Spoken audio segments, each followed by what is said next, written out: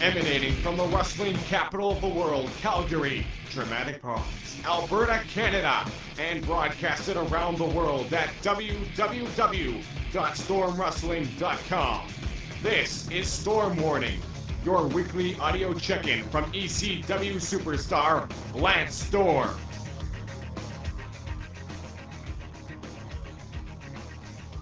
Lance, how you doing today? Oh, I'm doing good. How's the weather in Calgary?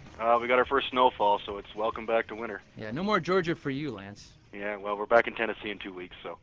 Sun's up. Hey, nice article this week, or this month rather, in WOW magazine about you. Yeah, had a peek at it yet? I haven't had a chance, actually.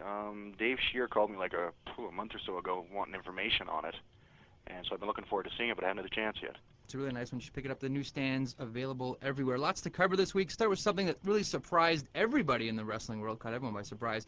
I never thought I'd say this, Lance, but Dusty Rhodes was at an ECW show on the weekend. What's up with that?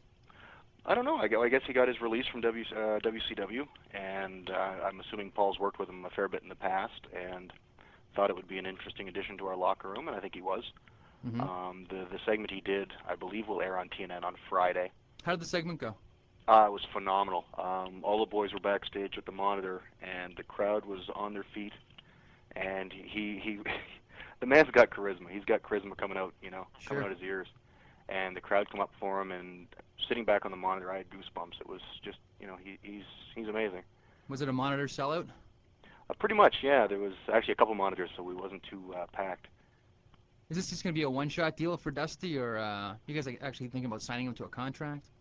I don't know if they're actually going to go that far or not. I haven't talked to Paul on it. I believe it's more than a one-shot deal. I wouldn't be surprised to see him do a few TVs and so forth.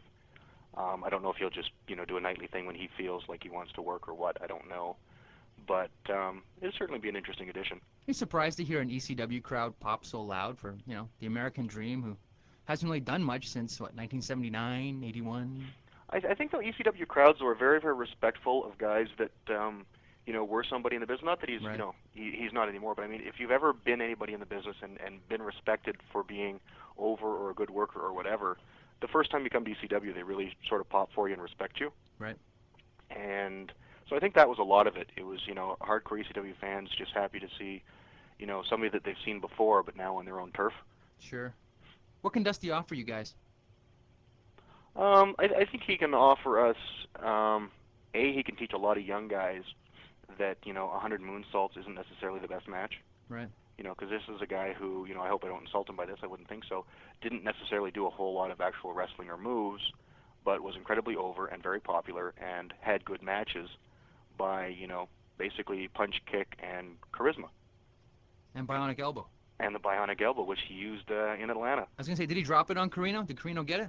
You have to watch on Friday to find out. Oh, look at you. Well, you don't want to spoil it. It was an emotional night. Let's talk about some of the other guys returning to ECW this past weekend. Too Cold Scorpio. Yeah, he was in and worked Mike Awesome. I didn't see the match, but I heard it was really good. I don't know if he's going to be in permanently or not. I had heard a long time ago, the last time he was brought in, that it was probably just going to be a night here, a night there, sort of as a, you need an extra pop, bring an extra surprise in or whatever, use him, because he's always good for an exciting match. Oh, absolutely. I think he was the only guy that, him and Julio Fantastico, the only two that actually looked decent at that Heroes of Wrestling pay-per-view as well. Actually, I didn't really care for that match. Well, it was a spot fest. I mean, the transitions were pretty weak, but nonetheless, at least he was in shape. Yeah, definitely in shape and did some nice stuff, but the finish missed by a yard and a half. How about Tracy Smothers? Surprised to see him back? Not really, because he's actually worked 3 or 4 other loops for us anytime we're in the area. Fortunately for me, this was the first one I actually managed to make. I think the last 3 loops he worked for us I missed. Mm-hmm. And, Tracy and I are pretty good friends way back from Smokey, so it was good to see him again. Mm-hmm. He wrestled Ron Van Dam at the TV taping and had an incredible match. Rob Van Dam's back full-time now? From what I understand, he worked the whole weekend, and I believe he's on the road full-time again. This was a really weird week in professional wrestling, starting with the Monday night show with Hoovy and Jushin. It was a week of either overshoots or missed catches, depending on who you talk to. Tell us what happened with Super Callow and Little Guido on the weekend. Yeah, that was actually interesting because I'd actually read on the net already sort of blame being put towards Guido, which isn't fair. Because I was there when they come back to the curtain, and Big Sally, I guess, had actually said to Callow before they went out, beforehand in the match, wait till I get around the corner and pair up with Guido so we can catch it, because Guido's not a very big guy, Right. and Callow's actually pretty big, especially for a luchador. And he was specifically told, wait till I get there so we can both catch it, because if it's just Guido, you're not going to get the strongest catch that you want. And Paul watched the match, I didn't, and Paul come back and said that Guido took the bump out, and before he even got up off the floor from selling, Callow was in the air. And he said Guido didn't even see him until he was already cleared him. And Callow just jumped the gun, either being too excited or too anxious. Right. And, Sally was still coming around the corner from the post, and Guido hadn't even got up off the floor yet, and he's flying through the air. Probably overexcited, figuring, here's his first shot, and ECW wants to be spectacular, and got overly excited and jumped the gun. And, off he goes to the hospital. How'd he land? I heard his hip's pretty messed up. Yeah, I think he did a helo, a front flip of some kind, so he would have come down, pretty hard on his hip. They were concerned it was his back, but it was definitely his hip. He was there the next night, but was not walking very well at all. Mm-hmm. I think him and New Jack could have had a limp fest or something. Limping ain't easy. Yeah, no kidding. Did you get a chance to see Hoovy and Jushin from last Monday? I didn't. I wish I did, though, because I heard about it, and I would have liked to have the chance to, voice my opinion on, whether it was a intentional bad catch, just a lazy catch, or was it overshoot. It's always hard to tell. It looked like Liger reached for him, but that Hoovy was almost over him or sort of beside him too far. Yeah, which, you never know whether, Hoovy just overshot or whether, Liger just was, looking for a Coke and not really in the right position. I remember when I went to Lebanon way back, like in my second or third year in the business, I was sharing a room with Mondo Guerrero, and he was telling me stories about in Mexico with, guys being so high-flying and it being very competitive. He said a lot of times the older guys, when they see the new guy coming up that's really exciting and doing big dives, tend to, look the other way and accidentally miss a catch here and there to slow them down. Oh, really? And he said that him and Chavo used to with Eddie, because Eddie, well, he still does, but even back then was, just a flying machine. Mm-hmm. Said that him and Chavo occasionally would go into the locker room before the match and pull a guy aside and say, if you don't catch Eddie, you're going to have to deal with us. Really? And basically say, don't give me I slipped on a Coke or, a fan pushed me or anything. He says, no excuses. You catch him or you'll deal with us. Wow. And, so it's such a trust in this business. And, if you're not careful, and unfortunately a lot of the Mexican guys who rely so heavily on the moves and the dives, they try to get it in regardless. And if you're working with a guy who's perhaps not a good catcher or much smaller than yourself, it's so hard. Mm-hmm. There was a guy in Japan I worked with, Battle Ranger, who, had to do his dive every night. And he was working a karate guy one time who was really, really small, had never caught a dive in his life of any kind. And Battle Ranger decides he's got to do the big dive tonight and does a top rope moonsault out to the floor. And he got, basically a glance and a hand waved in his direction on the catch, and he plowed into the floor. Mm-hmm. And it's not the catcher's fault. The guy doesn't know what he's doing. Right. And I think guys need to, evaluate who's out there and whether it's, worth risking your life to the catch. Certainly Liger should be a good catch with all that he's done, but... I mean, he's a total professional, too. That's the thing that shocks me about this situation. If, in fact, it was a missed catch or, Liger just got lazy and said, screw it, Hoovy, take it yourself. I mean, Liger's been in the business for, 20 years? Total professional. Yeah, and you don't know the whole scenario either. Perhaps in the locker room, for all we know, Liger was hurt and said, I'd really rather you didn't do the big dive tonight. My shoulder's hurt and it bothers me if I catch you. Mm-hmm. And the guy did it anyway.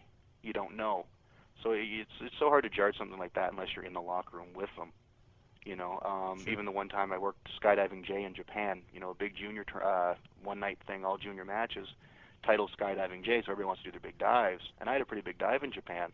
And we were working with two New Japan guys, Samurai and Hanaga. And Hanaga was doing the job for me, and I don't think he was probably all that happy about it, having to do a job for a gaijin from a smaller company. Mm-hmm. And when it came time to, work out some dives and stuff, he just didn't seem all that interested.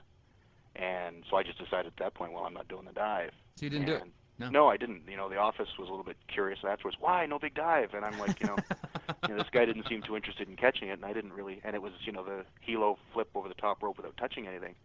I just didn't feel like, shattering my pelvis on the floor if he decides to, bend down and tie his boots. Speaking of Japan, the latest import, as you were, for ECW from Japan, Akuto Hidaka, had an outstanding match with Super Crazy on TNN this past week. How's he working out for you guys? I've only seen him work twice now, and his matches seem to start off a little bit slow, but then once he gets flying and hitting the high spots, he seems really good. Mm-hmm. Unfortunately, he does appear to be about $1.25. I think he weighs, like, legitimately as a shoot, I think he's about a $140, and he Yeah. really looks a $140. Yeah, he looks really, really small, and as my wife pointed out, he looks like he has a pom-pom on his head for hair. He's like Sideshow Bob. Exactly. But yeah, he seems to have some some decent wrestling skills and some gifts, and we'll probably get some good matches out of him with Crazy or Tajiri or even Jerry Lynn. I don't imagine there's going to be huge long-term plans for him, even just based on his size. Sure. ECW fans really like the FMW wrestlers coming over. How are they to someone from, Hidaka's from Battle Arts, which is a different style, I suppose, more heavy on the psychology and the submissions. How are the ECW fans reacting to him? They oddly enough, because when I heard he was from Battle Arts, I said, well, isn't that like a shoot promotion, or at least a shoot style promotion? Yeah. And they said, well, yeah, it is, but they've been working with Michinoku. And I'm like, boy, nothing like oil and water trying to No mix. kidding, eh? Let's put the luchadors in with the shoot fighters. But so he's obviously learned both, because he obviously did a lot of high flying stuff with Crazy, and I would imagine based on his shoot background, him and Guido would probably have an incredible match. Oh yeah, I hadn't thought about that. Because Guido's been doing some really, really good submission stuff, as well as keeping up with Crazy doing some pretty impressive moves. Sure. So I think him and Guido would be a heck of a fight. Hey, your company just came back from Japan. Raven, Dreamer, Balls. You guys were all over there for the big FMW show. What do you guys think? What's the locker room saying about the trip to Japan? They said it was really good. They said that the show was incredible as far as production. They said it was, they had the big, Titantron-like entranceway, and they said it was like a huge thing. I guess it was like a pay-per-view over there. Yeah. And they said it was incredible. The biggest complaint was they apparently had break-proof tables. Oh yeah. And a few guys, I know Balls said they had a few huge spots done with tables, and where a guy was coming from a really high spots, and the tables just weren't breaking. And you've got somebody the size of Balls, or you got a guy coming down on someone like Balls on a table, and it's not breaking, then that's a pretty sturdy table. Something's got to give, and if it's not the table. Yeah, and Balls was saying a lot of guys were getting hurt trying to break these stupid things, and they just wouldn't go. Shawn Michaels was there. Any more talk about Shawn Michaels joining the fold in Philadelphia? Well, I certainly don't think he'd be joining the fold. I would be happy with a stopover for an evening. Having a guy of that caliber on our show would be, a tremendous boost to us. I don't know firsthand anything that's been done. I believe he's been talked to, and I believe he has interest. It's just basically I don't think anyone's talked to Vince yet. Right. Which I think is probably a mistake, because I would think, since he's basically got the call, since he's, the one paying Shawn, that, he might be the guy you want to contact first. Mm-hmm. You certainly don't want to offend him by calling him last. Right. But hopefully someone will get to him. Either, if Shawn does have interest, maybe he could contact Vince, because I would imagine he'd have more pull than Paul would. You're pretty... Sorry, go ahead. If we could, get him for a one night or a two night, or even just, even just a promo, for crying out loud. He's, about as big a name as you get in this business. If we could add him to, a clip or a promo or something we could use to push our show, it would certainly help us. You're about as close to Paul Heyman as anyone else in the business. Can you explain to me the relationship between Paul Heyman and Vince McMahon? Because Paul couldn't even explain it to me sufficiently. I don't know what it is. I think there was a bit of a bond made there when Bischoff, first took over and made things happen and got ahead in the races. Vince needed something, and Paul, offered to help. And, the ECW guys on the Raw show and stuff. And I don't know whether it actually did help or not. But, I think they formed a bond there, because Vince needed help. Paul was willing to help him. Mm-hmm. And certainly our guys being on Raw certainly helped us in return. So I think from that point on, they made a little bit of a connection and decided that, I think Paul realized that we've got enough of a pain in the butt trying to deal with WCW and them stealing guys or dealing with, competing on that level. And I think Vince probably figured that he had his hands full dealing with Bischoff, especially at the time. Right. So I think they sort of decided that, even if nothing more than the lesser of two evils, I think I would rather deal with this guy than the other one. Mm-hmm. And so then, we've had a few other developmental guys in and worked with us and stuff. So I think we've helped them out a few times. So Vince is willing to, help occasionally, or at least not hurt us. We're doing this interview on Tuesday, December the 7th, the next ECW pay-per-view. Guilty as Charged, scheduled for January 9th, just over a month away. Have you guys announced a location yet? I don't believe it's been announced. Actually, I just checked the website like about 10 minutes ago, and it hasn't been announced. I talked to Paul on Friday or Saturday, I think Friday, and they've got the building booked, or at least the town booked as far as I know. because we're doing a TV taping on the 7th of January in, I'll tell you where the TV taping is, not the pay-per-view. That way you can sort of at least get a ballpark idea without me spilling the beans. The TV taping is in Pensacola, Florida, which is the northern, western tip floating across the bottom of Alabama there. So we're doing a TNN taping there on the Friday. We get the Saturday off, which could be a travel day, and then the Sunday for the pay-per-view. So the rumors of it being in Vegas, unless it's one heck of a long car ride, we're not going to be in Vegas. But it may be somewhere in Alabama? Somewhere in that vicinity, perhaps. Don't feel like breaking some news here, Lance? Well, if for some reason that it wasn't a complete finalized deal, I wouldn't want to say it and then have it not happen. So hopefully the ECW website will announce it relatively soon, at least before the show happens. One thing we didn't talk about last week that I wanted to get to, Vito LaGrasso, Skull, leaving ECW a few weeks ago. Were you guys surprised to see him leave and go to Atlanta? I don't think anyone was surprised to see him leave. I think, a few people thought he might be leaving earlier than that. He certainly had a way of getting heat with people. Not major heat, but just, the get under your skin and, annoy people at times. I know he even did me, which isn't, too often. Just one of those things I did a red-eye flight one night. I got into the building, hadn't slept in like a day and a half, fell asleep on a weight bench in the gym where we were working out, and it's like he came in, woke me up and said, "Hey, kid, how you doing?" And it's just little things like that that sort of, Right. halfway offend you and drive you crazy that he always seemed to manage to do. And then I had heard that he was friends with Vince Russo to some degree. So certainly that would be a avenue he would look into, and I guess he did. I don't know for sure whether Paul let him go or whether he had an offer or whether they both just said, hey, if you can find work, get it. And so I don't know who initiated it, but he ended up going to WCW, and hopefully he'll do well. The big mainstream wrestling story of the last couple weeks has been the number of advertisers pulling out of the World Wrestling Federation's SmackDown program, as high profile as Coca-Cola, AT&T, Wendy's, Ford, etc., etc., etc. Is this a concern for you guys? I mean, the Parents Television Council right now has its sights set on the World Wrestling Federation, but should they also have their sights set on ECW? And are you guys concerned about it? I don't know whether Paul is or not. I don't think we have a whole bunch to be concerned about as of yet. I think, basically because, WWF has so much more exposure, they're going to get, 10 times the flack we are, regardless of whether their content is worse. And I think their content is a little worse and a little harsh. Considering the audience, yeah. Well, even regardless of the audience, it's, I think a lot of their angles and, are a little bit more tasteless than ours. Not that we don't do our share of those too, but, they've actually had, a lot more nudity and, like we have girls, we have cat fights, and their skirts get hiked up and so forth, but we haven't actually tore somebody's top off and had them topless on TV, which they have. Right. And also the, rolling around in mud and gravy and, so I think, and then the hose and everything else, it's, they're a little bit harsher product than we are, I think, now, at least as far as the sexuality, which I think is the majority of the complaints. I think the violence, it's like they expect people to get hit. It's a wrestling show. So I think on that end, we're probably a little safer. And I think also, too, I think the big problem with SmackDown is, or at least not the problem with the show, but with the critics, is it's actually like network television where, like, USA is still technically cable. You have to subscribe to it, where you can just, plunk down a TV, hook up a set of rabbit ears if you're still, in the Stone Ages, and you can get the show. Right. Where, USA is still technically a cable show. Nitro is a cable show, and even TNN, unless you subscribe to a cable service, you don't get the show. Right. Any of the boys in the locker room said anything about the advertisers pulling out?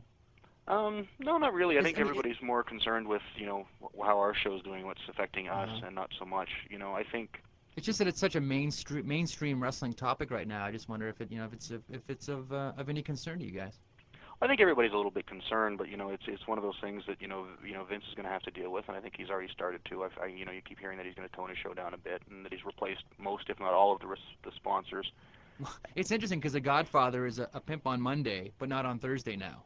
It's about the only difference I've seen so far. Well, I guess you can't pimp 24/7 now, can you? The hose need a break now and again. I suppose so. Hey, Mick Foley looks like he's winding down his career. Last week on TSN, he said the R word. Your thoughts on Mick Foley's career? I'm honestly surprised he lasted this long with what he's done, and I'm actually about 3/4 of the way done his book, and he did a lot of stuff I didn't even know about. So it's amazing that he's managed to keep going.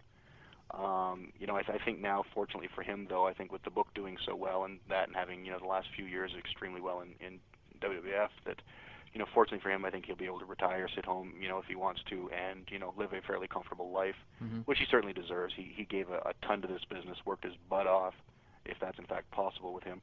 It's a lot of butt to work. Yeah, it's like Dreamer. I don't think it can be done. But he paid a ton of dues. He worked extremely hard. He's had success, and I hope he sits home and plays with his kids and has a wonderful life when he does in fact hang up permanently. I don't think he's going to do that yet. But as far as putting out the big matches, I think that's just about behind him now. Before we get out, one thing I want to talk about. I heard a rumor that Arnold Schwarzenegger approached ECW a couple weeks ago to work an angle on the TNN show. Is that true? I believe his people did. I believe they wanted to do the exact same thing they did on SmackDown.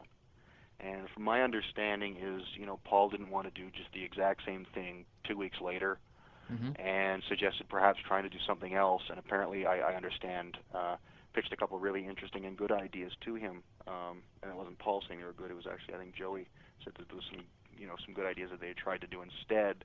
And then the Arnold people just never got back to him. So I think maybe they thought, they were maybe perhaps apprehensive about doing a wrestling show the first time. It did well, and they just figured, well, we'll just do the exact same thing. And when Paul started, perhaps trying to change something, maybe they just said, oh, we don't need it. Quickly before we get out, a quick tease. What are we going to see on TNN this week? I believe Dusty Rhodes.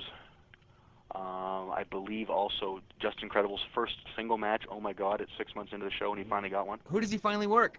If they air it, Sandman. Oh, perfect. Does he cane him? Oh, you're not going to give that away. I'm not giving that away. We need the ratings.